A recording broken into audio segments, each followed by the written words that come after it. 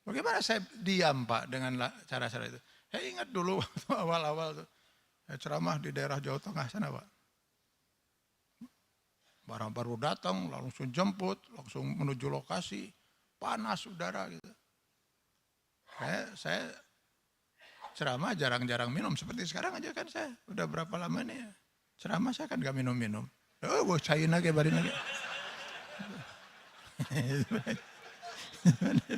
Itu ayah barin lagi. Enggak Pak, ini mah ya kan ya, enggak. Tapi waktu itu memang benar-benar panas Pak. Baru nggak usah 5-10 menit udah keringatan saya. Kasih air, minum saya sedikit ya, asal jangan sampai kering aja. Simpan, ambil Pak.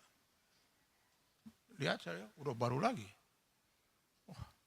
Minum sedikit, sambil ku panitia dari belakang itu. Tandun di, hebat saya bilang servisnya itu.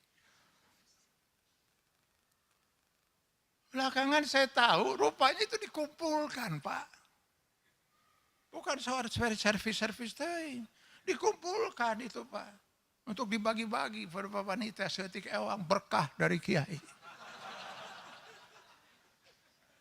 Untung saya tidak punya penyakit menular Pak. Kalau saya punya penyakit menular cilaka semua itu. Berkah naon ti kiai Pak. Air itu air.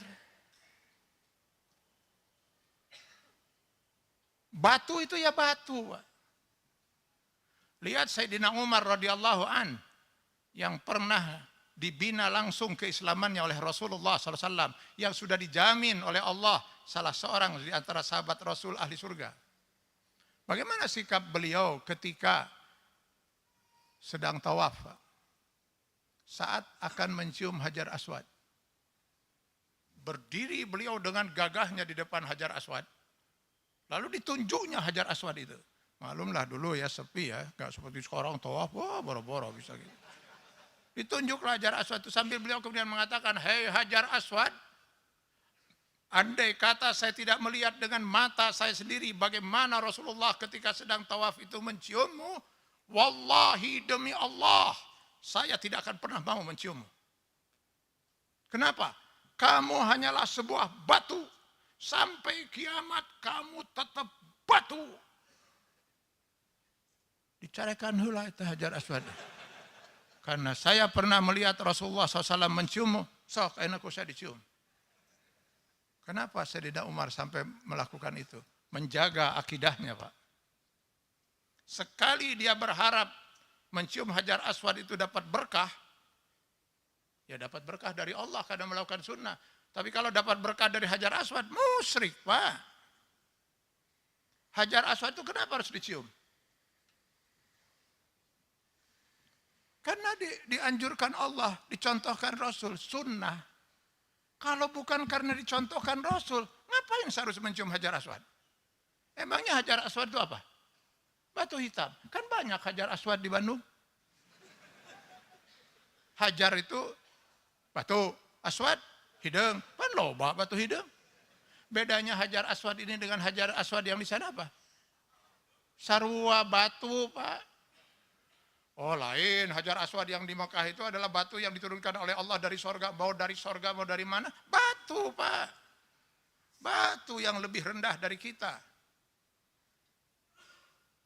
Daripada mencium Hajar Aswad kan, kalau dasar logika Sayyidina Umar, kan masih banyak aswad-aswad lain yang lebih pantas untuk dicium. Misalnya dodol aswad, dodol Garut, itu mah bari jeung seungit terus bisa langsung didahar. Tapi karena Rasul mencontohkan, pasti diperintah oleh Allah, saya menciumnya. Maka yang bukan Hajar Aswad, teu sudi-sudi teuing kudu nyium.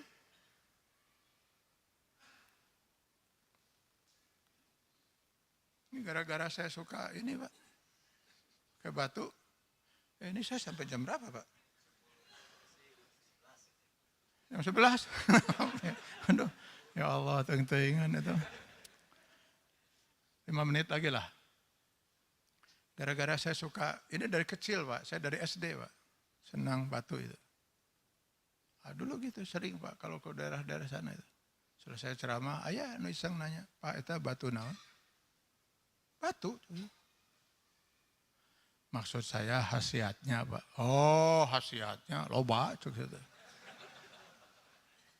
Yang paling matih lah Pak, untuk apa itu Pak pakai untuk pamelet,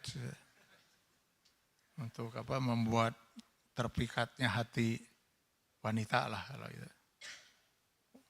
Tapi kata bilang kalau untuk pamelet, nah ini dipasangnya jangan begini, harus di tengah. Nah, gini posisinya. Jadi kalau nanti ada wanita misalnya lewat, saya suka dengan wanita itu, getokeun ke sirahna, tok gitu ta. Tapi harus keras. Nah setelah digetok itu saya tinggal pergi. Dijamin dia akan kapelet Pak, mengejar-ngejar saya. Dan kemungkinan dia akan membawa batu yang lebih gede lagi untuk maledok Pak. Ayah batu ditanya naon wasiatnya, batu Pak. Bedanya batu ini dengan batu yang di depan masjid kita ini apa? Sarua batu.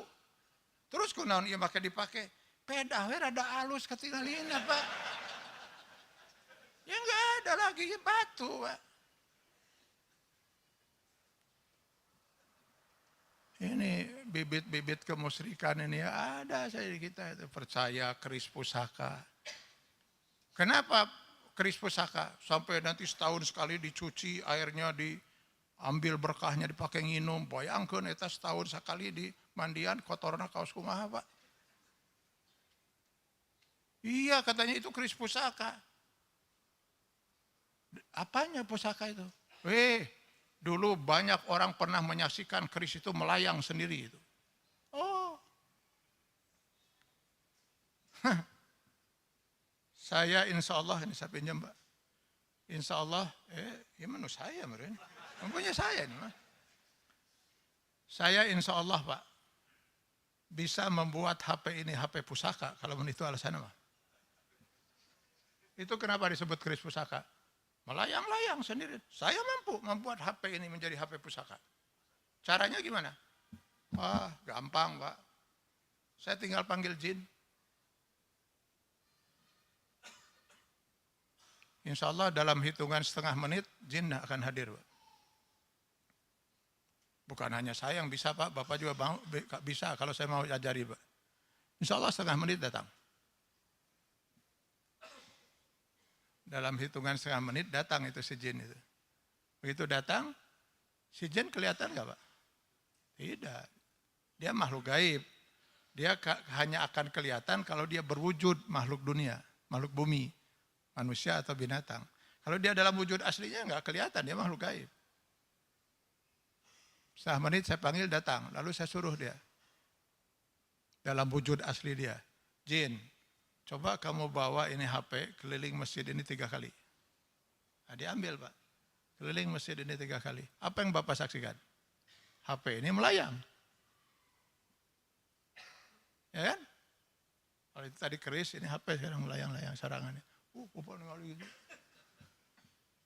Besoknya rupanya hadir bersama kita wartawan media cetak atau media elektronik. Besoknya dia kasih kabarkan itu bahwa Pak Atian itu punya HP keramat. Maka orang pun berdatangan ingin menyaksikan dan mengambil manfaat dari HP keramat ini.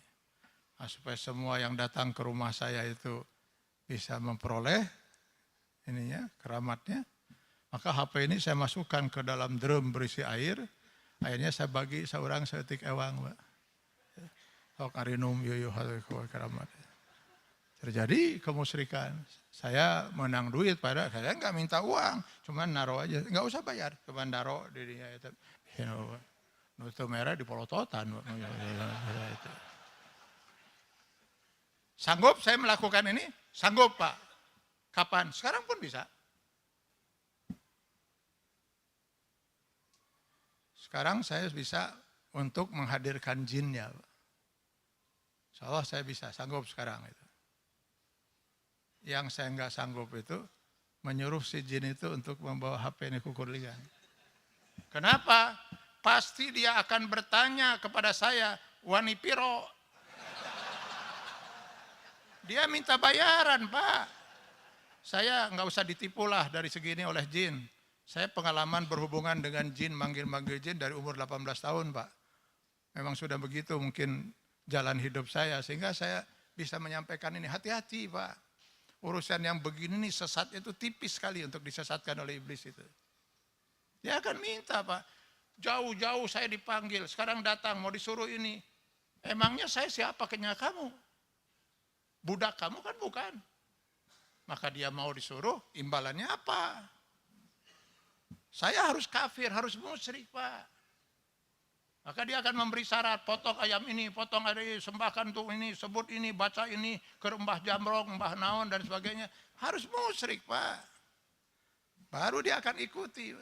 Maka tidak ada orang yang berhubungan dengan urusan yang begini, kecuali dia akan musyrik dan kafir. Ada orang katanya bisa menguasai jin. Dari mana bisa menguasai jin, Pak? Emangnya jin itu bisa dikuasai, dasarnya apa? Kamu makhluk, saya makhluk, kata jin.